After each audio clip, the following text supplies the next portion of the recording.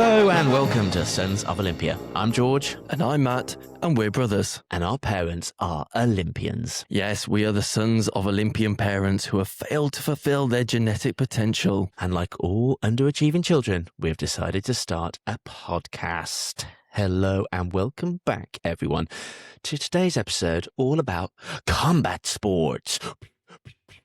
Are they good? Are they bad? Have they gone too far? That's what we'll be discussing today. The gloves are off for this podcast.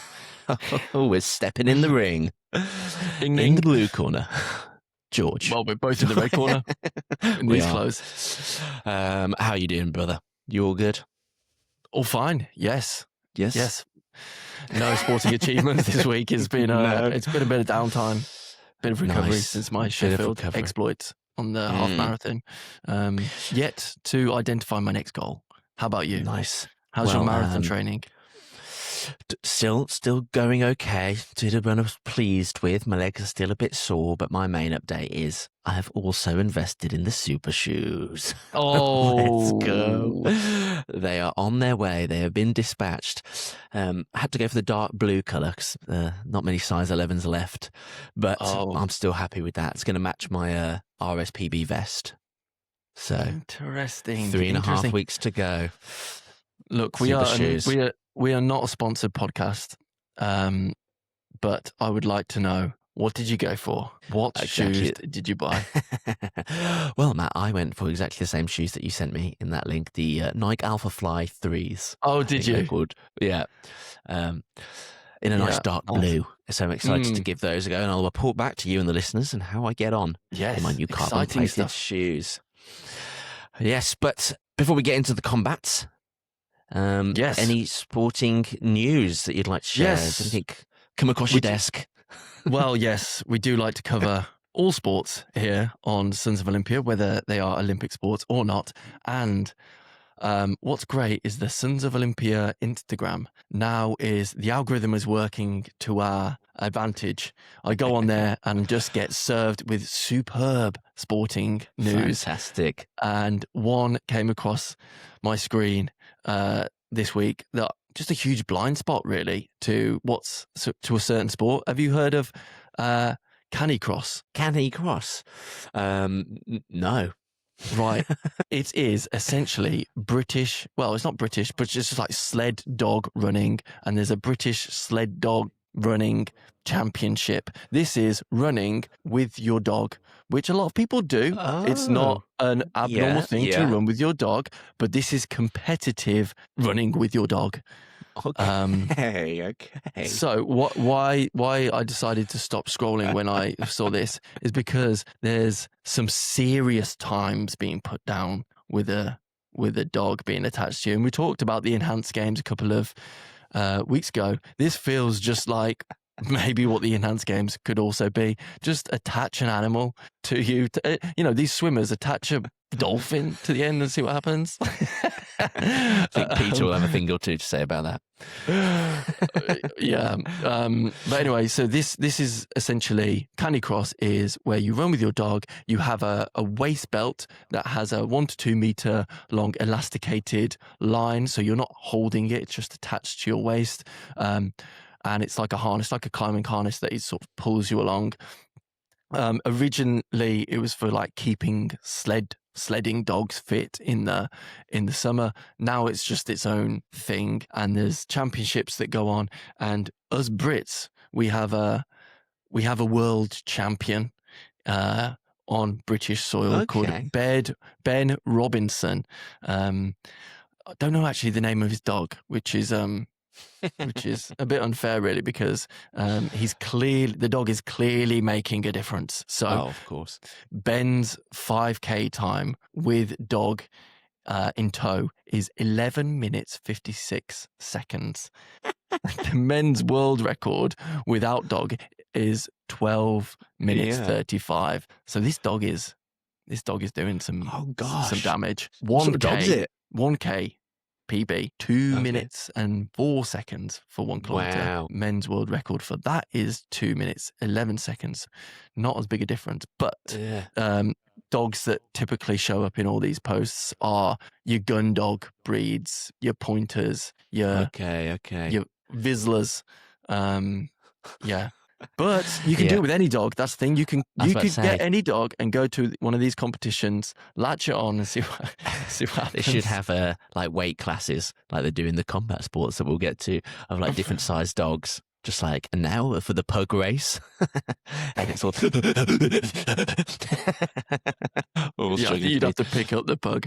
It'd have to be like a 20-meter race with the pug. But yeah, I think there's a spot here for this sort of sport in the Olympics.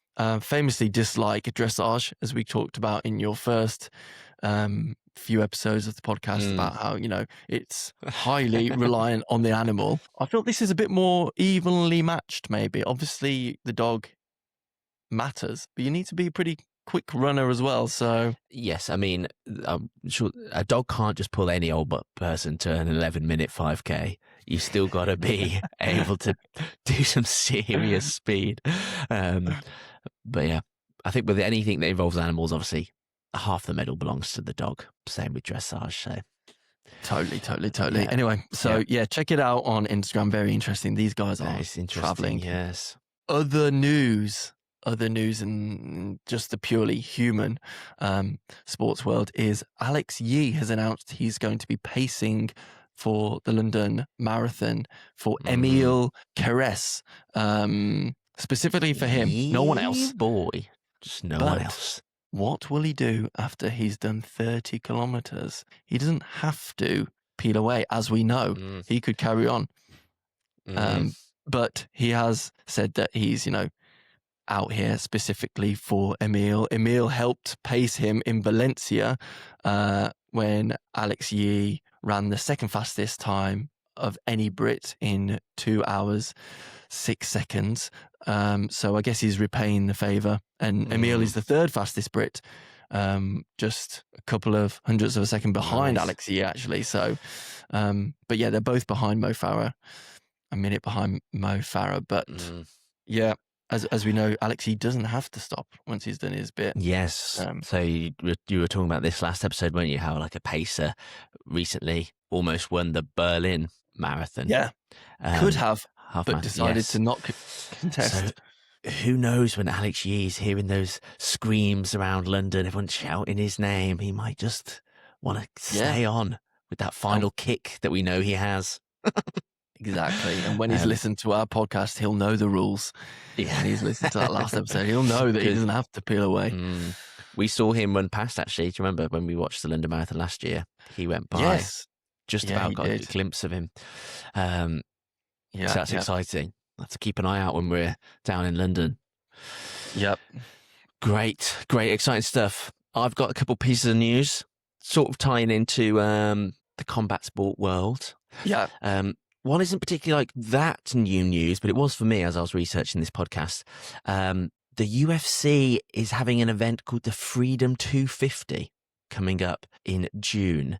And this is taking place at the White House, I believe, like on the lawn of the White House, which I think is just a very strange set of affairs.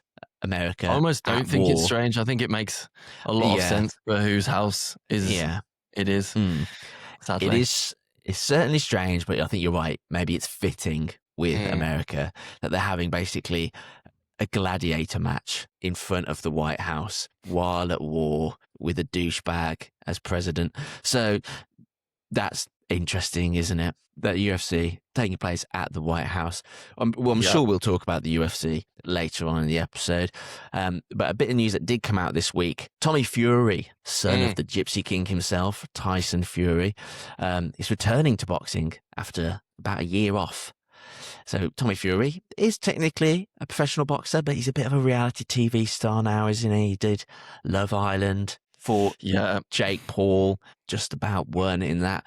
But he's now fighting Eddie Hall, who, if you know Eddie Hall, former world's strongest man in 2017 and once had the world record deadlift at 500 kilograms. Eddie Hall, 12 years older than Tommy Fury, an absolute unit of a man, a rotund spherical machine, is now fighting Tommy Fury, which is one of these novelty boxing matches, isn't it? I'm sure there's going to be certain rules around it, but because Eddie Hall's going to be 120 pounds heavier when he fights Tommy Fury, which is 54 kilograms, 8.5 stone heavier than him, and 2 inches taller.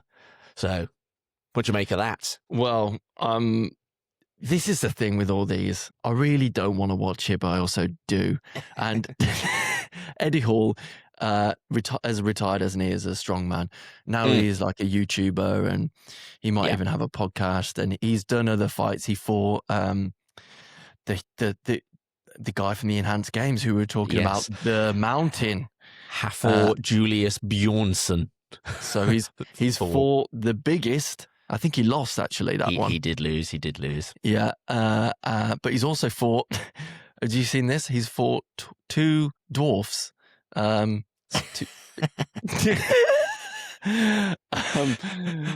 the same time. Surely that was. Have you not seen this? Okay, I think I have. I knew at the same time, George. They were. I think they were like streamers or YouTubers. Okay. Made some beef with Eddie Hall. Eddie Hall was like, "Look, I'll fight the both of you at the same time," and he knocks one of them clean out. It shouldn't be allowed, should it? No. But yeah. I mean, we're quite quickly getting onto the question now. Are combat sports going too far? And I think when you have a world's strongest man fighting 2 dwarfs at the same time, it's leaning towards yes. Probably we're getting there. And I think with boxing, people have complained about this with boxing, haven't they? How it's now becoming it's becoming like reality TV, like spectacle, isn't it? Like when Jake Paul's fighting Mike Tyson, everyone knew that wasn't going to be like a competitive fight. But then when he fight Anthony Joshua, that's a bit more, but it's still sort of I don't know what it is. Well, it doesn't feel like real entertainment. It's not really sport at the end of the day. Yeah. And it's funny, isn't it, how since Anthony Joshua actually really hurt Jake Paul, that he's been very quiet and hasn't really started calling other people out. And maybe he's thinking, maybe this is the end of the road for novelty boxing. But the thing is, there's an audience for it. This is the thing. The numbers for these YouTube fights are higher than a lot of pay-per-view for professional boxers. And when the money is that high, do you know what I mean? Like when we spoke about the Enhanced Games, people are going to take these risks on their health, the athletes, to do drugs to get money, even if it's like bad on their sport or might influence the young in a poor way. If you're Anthony Joshua and you can take this amount of money and it doesn't have that impact and you're not at risk, of course they're going to do it. But yeah, he broke Jake Paul's jaw, didn't he? And I think in boxing, if you have an injury like that to your jaw, that can mean that you maybe take punches bad, or like it could be an injury that really hinders you as a boxer if you've got a weak chin. Exactly. Yeah.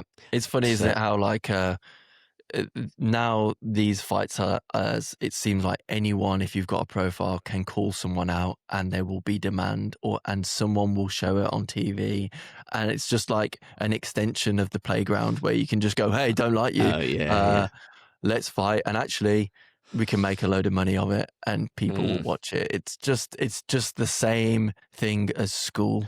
For sure. That's one of the big reasons why I wanted to do this podcast, you know. So when we get enough followers, I'm getting in the ring, calling out my old bullies. Me. That's a good podium pick. Who wins?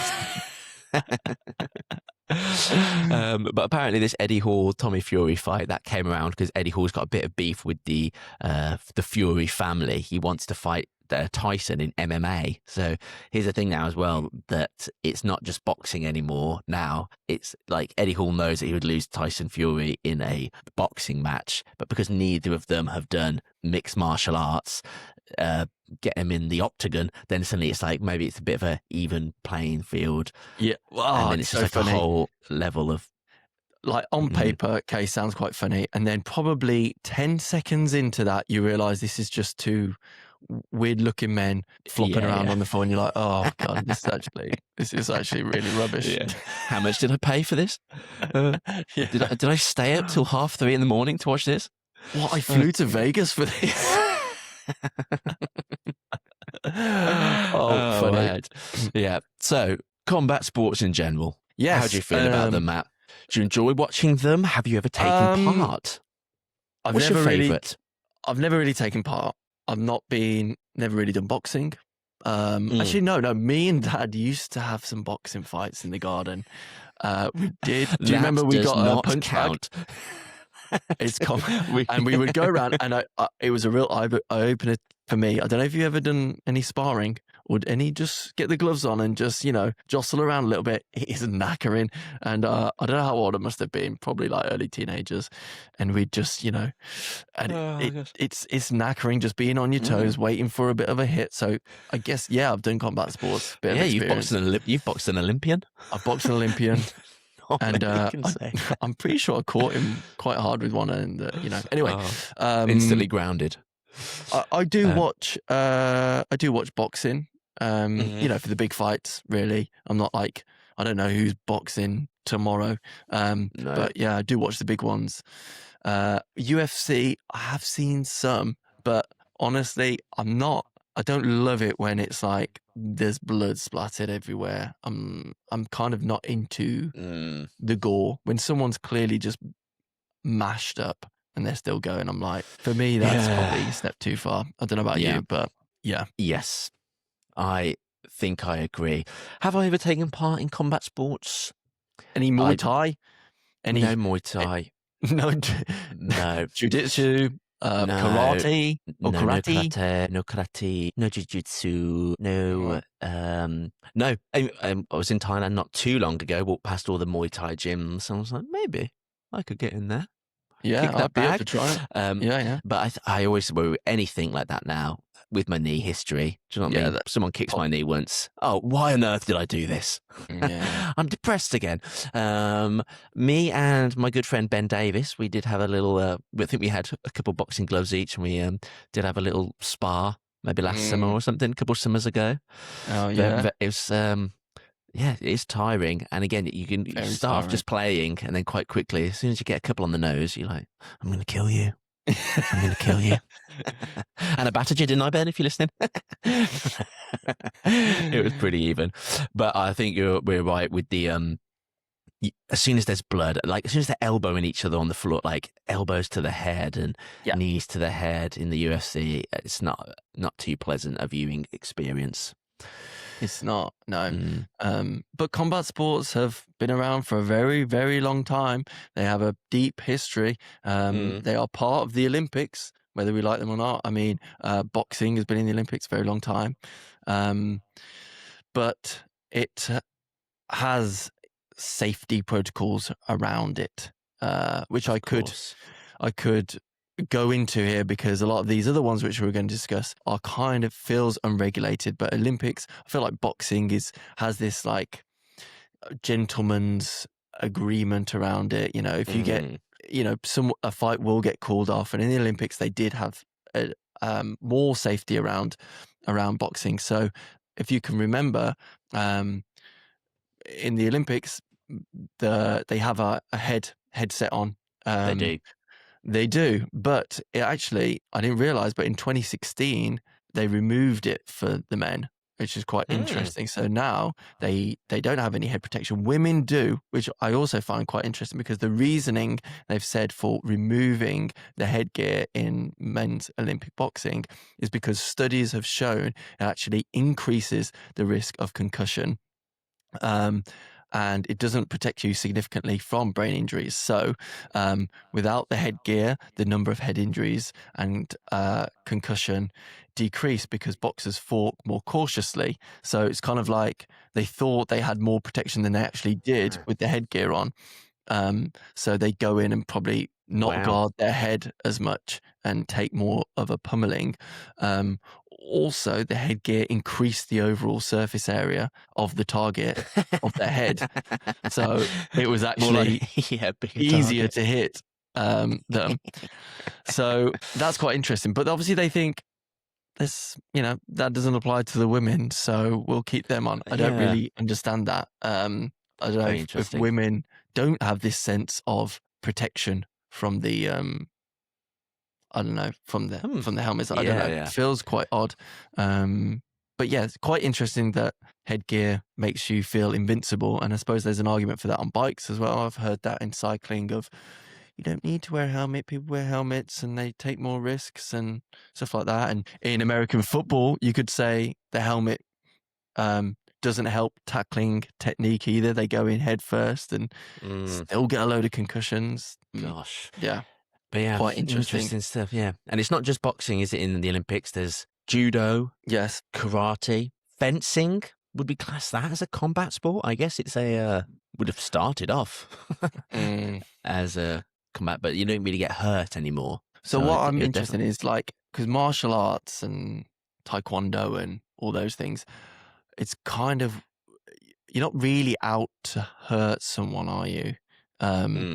It's more, it's about discipline and respect and all this stuff. It's not really, and technique and how you use your weight. It's not really there to, I'm going out to break your leg or no. break your nose, which some of these sports are. But I would say in boxing, obviously, there's still that technique and everything and respect and all that, but they still want to knock each other out. And in like the talk about it, they go on as if they go in a war, it's a fight, you know what I mean? Or like sometimes they'll even use like, I'll kill you in the ring, like this violent talk, even if, but you're right, the others are less so. I actually have a story about the Olympics, karate, that sort of ties into this, if I may interject. So as soon as we knew we were talking about the combat sports, I thought I should look this up. So in the 2020 Olympics, the karate gold medal match was Saudi Arabia's Tarek Hamidi was fighting for the gold, and he was 4-1 up, dominating. And then there's a bit where he like goes to kick, the opponent sort of steps towards him and he kicks him in the head. Then the guy gets knocked out and he starts celebrating like, I've won the game. And it's like, of course you kicked him in the head and he's on the floor now and you're celebrating. And he was then later disqualified and denied the gold medal because they ruled that the kick was too forceful and he had like lost control of the technique and therefore had like done too much damage to the guy. And I remember at the time being like, how ridiculous that in a match where you're kicking each other and fighting, you've kicked the opponent in the head, your opponent's gone down and you lose the match. The guy who got gold medal was on his butt, knocked out. And then again, there's this sort of rule in there, I guess, where you're not trying to hurt each other. You're just trying to like have complete control over the movements. And they ruled that he had like saw red maybe. But if you watch it, I don't think he did. I think it was just like the kick was a lot more powerful because the guy sort of like stepped into it. It's not like a wah! It's that's really interesting because that kind of borders into like a red card in football. If you do a tackle and you're out of control and you therefore mistime it or you catch a player and then it's a red card, and it's almost applying that to a combat sport where kind of that's the purpose, to connect that you're out of control. It's very odd, and that shows the rules around like you're not really there to properly hurt someone. In these sports, but there are sports out there that are specifically there to hurt people. Get into probably one of the most mainstream now, which is the Ultimate Fighting Championships, the UFC, which I will occasionally watch highlights, knockouts, takedowns on YouTube. The first time I ever heard about it, though, do you remember? You might have heard about the UFC the same way that I would have heard about the UFC. Anything springing to mind here? No. I'm talking about Friends, Series 3, Episode 24, where Monica's boyfriend at the time, Pete Becker, says that he has conquered the business world and he now wants to conquer the physical world and become the Ultimate Fighting Champion. But the UFC, Ultimate Fighting Championships, is a mixed martial arts promotion company founded in 1993. And the idea was to decide at the time what is the best type of mixed martial arts. So I think some people would come in as like a boxer and they would go up against someone who did jiu-jitsu, and it was like, who would win? I think that was to start off with. But now it's like, you got to do them all. You got to be able to anything punch goes, like a boxer. Basically. Yeah, you got to be good at jiu-jitsu because you can take each other to the ground, and then suddenly you're grappling, you're wrestling. So it's yeah, you can punch, you can kick, you can elbow. There are rules about like you can't hit each other in the nuts for sure. I think there was a whole thing recently about punching in the nuts or No eyes. No eye gouging. But other than that, yeah, you got to do it all. So they're slamming each other on the walls. It's in that cage, has that sort of atmosphere that it's gritty. Damage can be done. The CEO and president is a guy called Dana White, who is a big fan of Trump. Trump comes to a lot of UFC games. Probably ties in with the fight mentioned at the start at the White House. And it's produced some big stars now, like Francis Ngannou. Might be more well known in the UK now after he fought Tyson Fury a couple of years ago. Narrowly lost, yeah. And then he also lost to Anthony Joshua quite dramatically. Yeah. That was quite a spectacle, but also people like Anderson Silva, John Jones, Conor McGregor, Paddy the Baddy Pimlet, another Scouser who's doing well for himself in the UFC. It's interesting that quite a few Scousers are into combat sports. Yeah. Discuss. Let us know in the comments. Well, you a Scouser, do you like a fight? Yeah. But yeah, that's the UFC, which is definitely like it's big money. I looked into it as well. It's like you can get a fight pass for the UFC, which I think is about £25 a month to watch the UFC. Be all American time, so it'd be just as difficult as trying to watch the NBA. Late nights. I think Dana White is this like pimp, isn't he? That you people are contracted to the UFC. It's not like boxing where the boxers get loads and loads of money. I think you can actually get a contract with the UFC, and Dana White takes a big old chunk of it. So he's the kingpin. Yes. And I don't know too much about like the UFC contracts, to be fair, but I do not like in boxing how like the fights that we want to see, for example, Anthony Joshua and Tyson Fury, just never happen because they can just be like, don't want to. Don't want to. Whereas at least in the UFC, they're probably like, no, actually, you have to fight like soon because you're contracted to fight. Whereas like we're probably never going to, they're both sort of getting past it now, aren't they? Which is crazy. And now the fans just be like, well, actually, we don't want it anymore. They're both past it. It's not the fight that we want. It's mad that you can have like the two best British boxers maybe ever. I mean, you never see them fight. Yeah. Boo to that. I know. But moving on from UFC, sticking with Dana White though, because now we're going to get into some crazy combat sports. This one that I wanted to talk about is called Power Slap. Have you heard or seen Power Slap? I've seen Power Slap. Yes. Yeah. So let me tell you about Power Slap. It's this American slap fighting promotion company, also owned by Dana White, that describes itself on its website as the world's premier slap fighting organization. Well, yeah. I don't think there's much competition there. When you're the one and only, I guess you are the world. Yeah, the world's best. So Power Slap. Worst. Power Slap is two athletes, if we can call them that, two absolute idiots. Well, again, I'll talk a bit about the sort of people that might want to do this. They sort of step up to the slap table, and they basically take it in turns to slap the out of each other. And there are rules. So they flip a coin as who goes first. You then slap your opponent as hard as you can. You have 60 seconds to recover and return a slap. And there's 3 to 5 rounds. There's men and there's women's leagues with weight classes. And apparently before you slap, you have to state what hand you're going to slap with. And then you have to give a number. 1, 2, or 3, and that's to know like what swing you're going to slap them. So if you say 3, so if you say 3, you know that there's going to be 2 like build-ups. So you can't just be like, I'll do on 3, and then just out of nowhere slap them. And scores given to the amount of damage that's done, the effectiveness of the slap, and also like the defender reaction and recover. People, I mean, if you like before seeing this, I would have just thought like the hardest slap you could give someone is like, I don't know, Pat Butcher and the Queen Vic on EastEnders or something. But like the slaps now, they're knocking each other out. out cold with a slap. These aren't fingerprints leaving a little red mark. No. No, This isn't a knocking slap, out heavyweight men. Yeah. This isn't the slap on the back in the changing rooms on your mate, leaving a red handprint. They slap each other so hard, their faces like almost instantly disfigure. It's really brutal. It's disturbing. It really is. Yeah, I mean, I was trying to work out the rules for it, right, for this video and for this podcast, sorry, and it said there's a rules video to watch. So I was like, right, I'll watch this rules video. It didn't explain the rules at all. It was just clips of people slapping each other with little voiceovers from the people involved.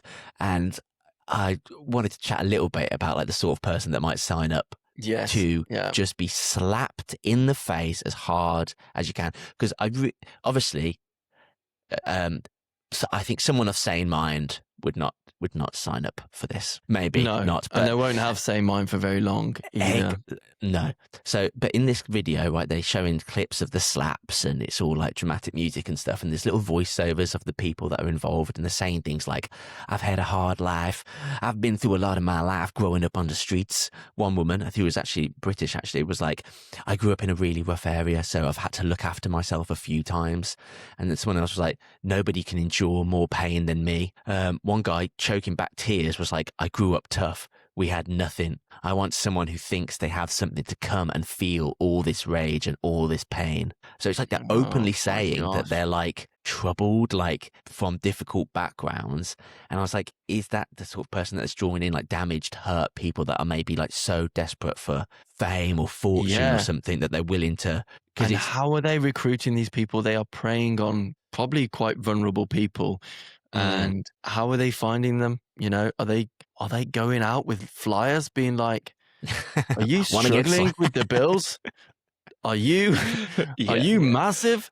Do you like getting slapped? Did your mother slap you as a kid? God, it is really crazy because again, one of the guys was like, I'm going to be a pioneer in this sport. It's going to be up there with boxing and karate. No, it's not. It's not. It's really, really not. At the moment, it's like novel, I think. And what is sad is that like I see the videos and I'm like, I will watch them because you can't. It's almost like you can't. It's almost like you can't look away because it's like you just look at this guy. Yeah. It's like you look at this guy and you're like, he's a unit. He's so scary looking. I'm like, he's about to slap someone as hard as he can.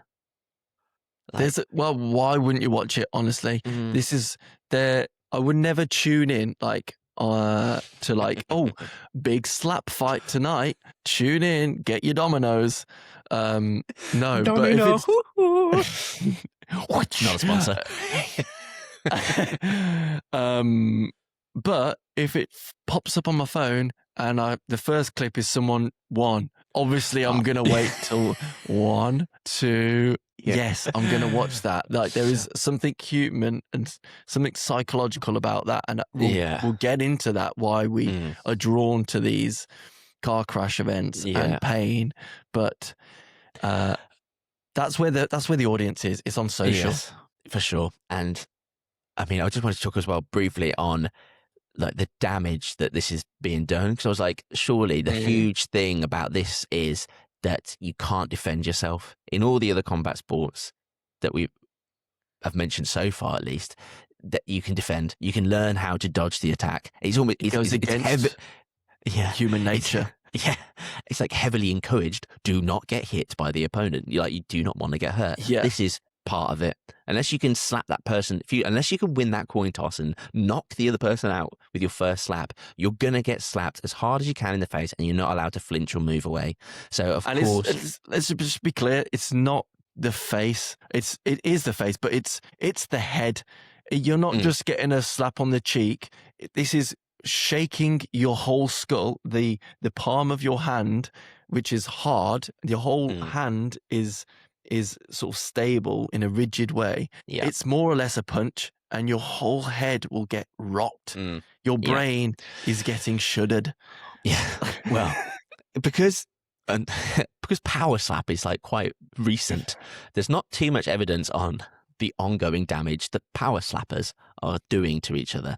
But one study analysed 333 slaps that had taken place, and they said over 80% of the fighters were showing signs of concussion. So they're all concussed. They're all slapping each other. During the probably contest. during and after. But there was also an article on PubMed from October last year, and it seemed to be just like a doctor's report rather than like a study, but it said a patient had come in from an unofficial slap fight. And I was like, oh my God, is this just a kid who's been like, do you want to do power slap? Do you know what I mean? Like, young men are stupid. Do you know what I mean? Like, they will see these videos and be like, let's do that. Let's have a bunch of strongbow and slap each other as hard as we can. This is where the origins of these games are happening. Power slap probably wasn't invented by Dana White or whatever. This is going to a school and going, oh yeah, the kids at lunch are bored, they're slapping each other. Yeah. Let's make some money out of that. It's only now that they can go on social media and go, you know what, let's just see how popular this is. Put a clip on. Oh yeah, a few million views. Yeah, let's make that an official sport. Yeah. I remember growing up, there was a phase, wasn't there, of happy slapping? Happy slapping? Yep. Yeah. Early days of social media where someone would just be filming you, random people, and you just slap them in the street or on the bus or in the park. Exactly. Horrible. And that has led to this now mainstream power slap. But anyway, 20-year-old had come in on this unofficial slap fight. So I imagined it was school or something, but after it was later described as an amateur power slap competition. So it might even be like underground. Yeah. Or like not just like two stupid mates having a slap. This is like Fight Club. Club. It could be like coming up the leagues to get to power slap. But anyway, this report demonstrates the damage. So this kid, 20-year-old, came into hospital with a craniofacial sequelae. And I was like, what the deuce is that? It turns out structural or functional abnormalities of the skull and facial bones. So he'd been slapped so hard that his skull and face bones are messed up. He had cracked his bottom jaw. So like his jaw here, like Jake Paul, broken from a slap. And that had led to trimus, or commonly known as lockjaw. I'm learning a lot, from this podcast. Look at this. Trimus, also known as lockjaw in the literature. Dental trauma that required surgery. And he had to have revision surgery, which is when they have to go back in to correct stuff and like try and do a better job. So he's having multiple surgeries from his face, broken jaw, skull messed up, teeth all messed up because he had been slapped so hard in the face. Maybe repeatedly. Imagine him coming into the hospital and they go, oh my gosh, are you okay? What's happened to you? How did this happen? Yeah. Oh, I let someone slap me really hard in the face. I'd just be like, well, that, bye. What did you think would happen? Yeah. He comes in, they're like, oh my gosh, we called the police. What happened? Did they take your phone? Oh, no. You don't understand. Yeah. Well, your eyes are on the side of your head now, so... That's crazy, isn't it? So that's the world of power slap. That is the world, yeah. Right. I hear you might have another one.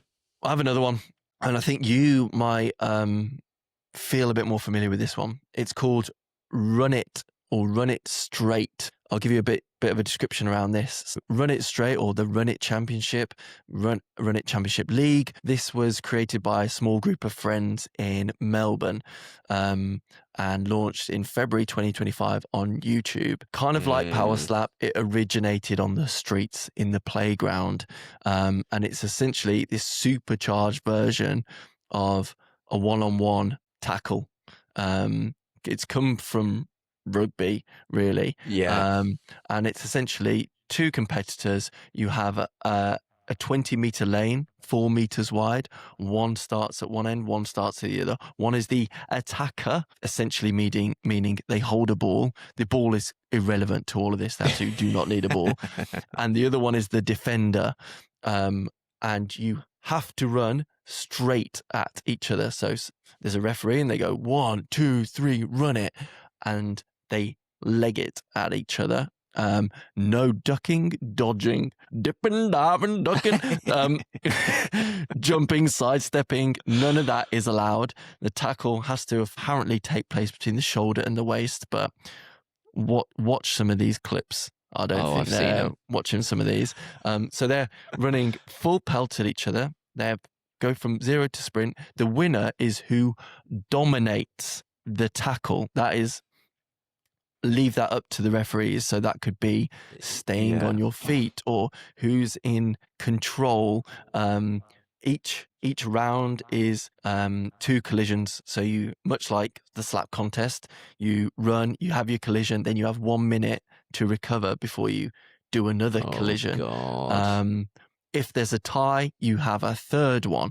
And an event might, to get to the final, you have 3 rounds. So you will do a qualifying, a semi-final, and a final. So you could be doing up to 6, 9, 12 collisions in a night.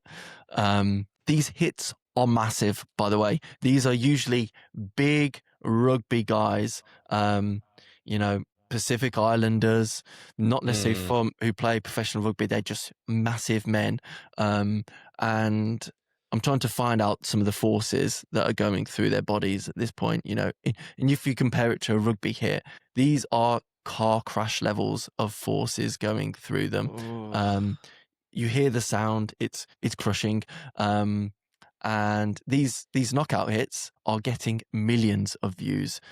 If you look on the official channel, 25 plus million views on some of the best hits. And Run It say it's not about, it's about doing it safely and blah, blah, blah. It's a load of rubbish, because if you look on their Instagram account, they're pinning the knockouts, the ones that the tackles that are high, that hits head. Sometimes they both get knocked out. I've seen those, and they run at each other as fast as they can, collide, both just out cold with the force of a car crash. Yeah, and clearly that's not sport. That's not sport, is it? It's not anymore.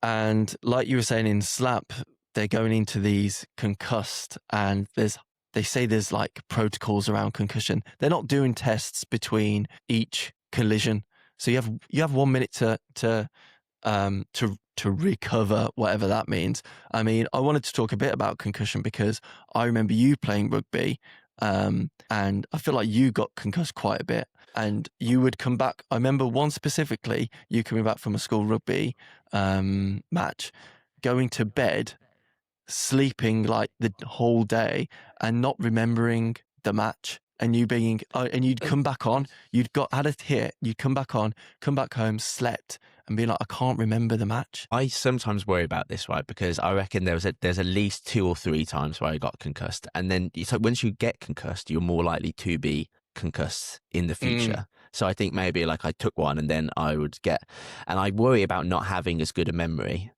right? As like, sometimes I'm like, I feel like my first memory is like when I'm like 14.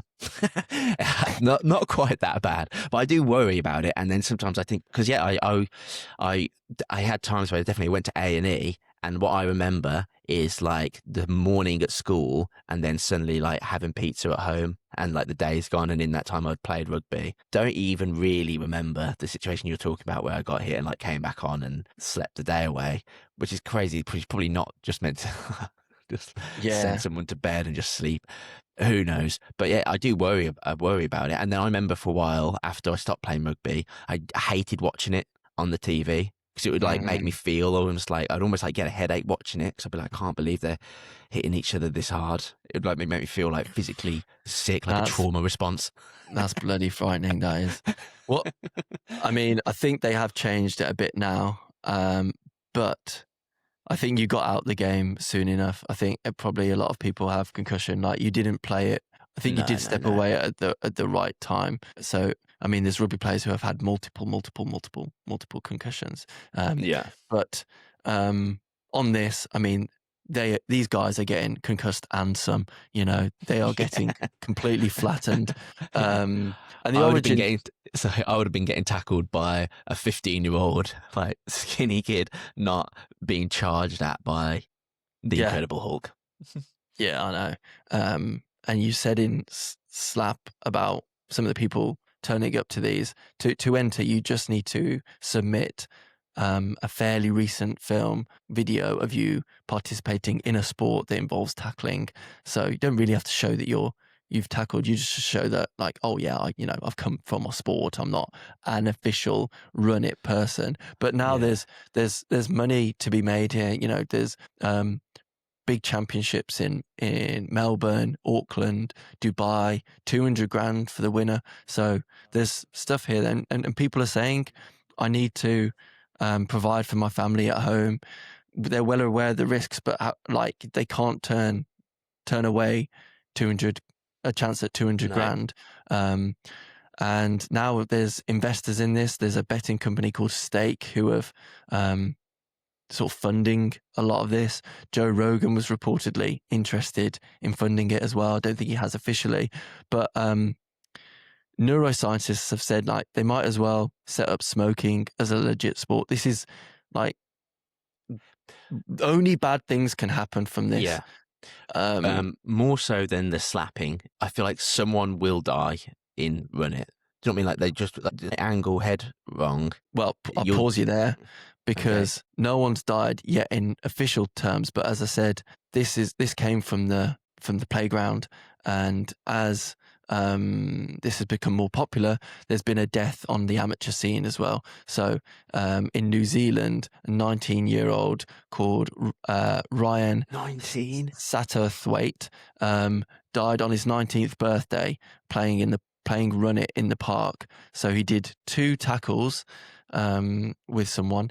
Neither of them fell to the floor. Neither of them apparently clashed heads. As he walked away, he said he didn't feel too well until he sort of lay down, and then his eyes just rolled into the back of his head. Rushed to hospital. Huge swelling on his brain, and they had to cut his skull open. A day later, they had to turn his life support machine off. This is the real life impact of what is happening. These views are happening and people are going to play. Like, you can't stop kids playing these games. It's like British Bulldog or something, but this is, again, it's just wild. That made me like, really get shivers. Yeah. And you can watch some of the clips. Some of them even wear these mouth guards now that they're not just for teeth, but they're like biting on something, like a chew toy. And so you I was like, bite through your own tongue or something. Possibly, but apparently it's also to measure the force of an impact, but they're not perfect. And then you also limit your jaw movement, because as soon as your jaw moves, it would send shockwaves into your brain. Okay. But again, like, there's still knockouts with these things. They don't stop you getting hurt. And anyway, the whole thing is crazy. It doesn't look like it's slowing down. If anything, it looks like there's more investment going into it. There's plans to grow in the US as well. They say it's like an official sport, but it's crazy. And again, it's like I can't stop myself watching them on Instagram. But like you say, I think there will be a point where an actual proper death happens in a Run It championship. It just feels like it's going to be a matter of time. Do you know what I mean? It's almost like, what are you trying to do? You're running at each other as hard as you can. It's like the aim is to dominate the tackle, which means knock the other person out or whatever. Like, hit them as hard as you can. So it's almost like that. It just feels like a death is like a natural consequence from when you do that. Like, when do you stop? If you get into this, like, when do you stop participating in it? Yes, I suppose it's like a bit of a drug. Like, you know that you don't want to do it, but I'm getting a bit of money, and suddenly it becomes, it's like, I'm going to these tournaments and it's my career. When do you stop? Is the end game for you when you can't remember your kids' names or something? Yeah. Like, it is really messed up. And say 200 grand to the winner. Yeah, but how much are they getting from ad spend and stuff through all these millions of views on social media? Do you know what I mean? That's, like you said, the money is in these views. You can't help but watch because it's like so awful. I mean, how many views would I get if I just decided to be like, right, I'm just going to run into a brick wall as hard as I can? Do you know what I mean? I'd probably get quite a few million views. But like, new sport, brick it. Yeah. Again, I disagree with that. Run It just sounds like it should be like the nice name for like a nice fun run series. Yeah. And it's funny, the founders who set it up, they said, oh yeah, this is, we played this at school, and this is just an extension of the school game. And then he said, well, yeah, but in school we always tried to avoid direct hits. Yeah. That's what makes it so terrible. Is that like it was to get past people. We all played bulldog and stuff, right? But you're not just trying to take them down. You're trying to get past. Crazy. Yeah. I mean, social media is bringing out some more. So I just thought we could just finish off. There's bare knuckle boxing is like getting huge. There's BKFC, which isn't a fast food chain. It's the bare knuckle fighting championships. Again, I can't watch this because it is what it is. They're punching each other without gloves to the face. There's blood. People's faces getting cut open. Horrible. Not for me. I saw one where there's like a square made out of poles, and it gets like risen into the air, and everyone is like holding an edge of this square. So there's 4 blokes suspended in the air, hanging from a square, and then like the bell rings, and they all just start kicking each other as hard as they can, and you just have to be the last one off. The last one holding. So they just like heels to the face, you know what I mean? Like kicking, just like at the start, it's like bang, bang, bang, bang, bang, bang. And again, it's literally just for social media clips because it'll be over in seconds. What's you know the what I mean? Like, making up this stuff? I know. It's I've seen ones where it's like 5-on-5, just brawls. What? Do you know what I mean? Just like this one seems to be like Russia, and it just seems to be like football hooligans trying to turn it into a thing. It's like UFC but 5-on-5. Just go at it. Well, it just seems like dog fighting, but with humans. Yeah, illegal. But then there's like, I'm thinking about this, like, what is it in our human nature? These things are existing because people are watching them. Why is it that we are drawn to watching violence? And there's like some science around this. So, basically, if you're watching a fight, watching violence, it's this vicarious experience. It's this feeling where you can get the feeling of the fight, but without being in the danger and without the risk itself. It's like going on a roller coaster. You get all the sensations of fear, adrenaline, but ultimately you're safe most of the time. The thing's not going to crash. And it's what we get from watching fights. It's why we see a slap and we're like, oh, I'll get a little bit of a buzz seeing this person knocked out, but ultimately it's not me. And I think there is this like primitive thing around like fighting in general. It's the most raw, simple construct there is. You have a disagreement, you fight. There's no communication. It's not a debate. It's just straight up. And I think there's something inside humans that is this animalistic curiosity, and it's like outside of societal norms that we're like, fighting allows us to be this like, animal. Yeah. It's like the forbidden fruit, perhaps. It's like, I know I shouldn't watch it. I know I shouldn't watch these 2 big guys slap each other, but I'm gonna. Damn, I wanna. I want to see what happens to those 2 dwarfs. They're gonna get beat up so bad. God, it does feel like, it's like pandering to our most animalistic parts of our brain. Do you know what I mean? Just like, what can we get them with next? 20 teenagers versus 1 world's strongest man. 1,000 toddlers versus. I don't know if your algorithm has ever seen this, but it's like these theoretical, it's all AI generated. What wins? 10 King Kongs or 50,000 chickens? And they just charge at each other. And I'm like, no, I don't want to watch this, but I do want to know. Yeah. It's like 1 Godzilla versus 50 million Harry Potters. I'm always like, wow, that's a good one. I'll watch the whole thing. Well, I'll be damned. And you know how long it takes to kill 50 million Harry Potters? A long time. Just dearie me. 5-minute poo, but Harry Potter wins. With the final Expelliarmus. Godzilla didn't see it coming. Oh, fantastic. Right. Well, we'd love to hear your thoughts, listeners. Yeah. Stick your comments and thoughts about combat sports in. But give me a podium pick, me. Right. Couple of very simple ones. Podium pick. You guess. Take a slap from a world champion. go head to head in a run it competition, or have one round with Anthony Joshua. Gold right. being the one you least want to, or want to do, maybe. Okay. I feel so. Run it. You didn't specify an opponent, but In an official run it tournament is yeah. I'm going to add that with the crowd. Is going to be. I mean, I think if I took a slap from a world champion slapper, You're dead, man. I am dead. Yeah. So I think it's actually quite obvious that the best one to do is the round against Anthony Joshua. How long's the round? 3 minutes. I am 3 running minutes. non-stop, just running in circles. You ain't getting near me. The referee will encourage you to. Yeah. He will hit that ref. He will. Yeah. I'll do whatever it takes just to get to that bell. So then it would probably have to be the run it thing, and just pray to God it's small, weak, and then take the slap last because it would be the end of me. Yeah, I think that's the clear answer. Second one, this isn't a podium quiz, this is just a question. Who would win in a run it competition between us two? I think odds are that you will. I think I have the you weigh pills. a bit more, I think.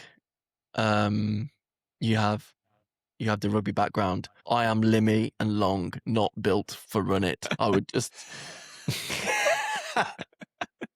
Yeah, I still don't fully understand. So if you had the ball, my idea is just to tackle you. Yeah. Well, the ball honestly is so irrelevant to the whole I know, thing. and I don't ever really see them using their arms. It just seems to be like a clatter. Yeah, It's just like So I would hate that. I would win though, but I wouldn't want to do it to you. I wouldn't want to do it to you. Oh, that's so patronising. I think you'd be fine. You know what I mean? I'm not going to cause any serious damage. I think our knees would both buckle, and then we'd be like, sure, "Oh no!" Both going off in stretchers. Yeah. All right. Well, interesting topic. Right. Pleasure as always. Give us a follow, 5 stars. You know what to do. Yeah. All right. Thanks, Bye-bye, everybody. everyone. See you later. Bye.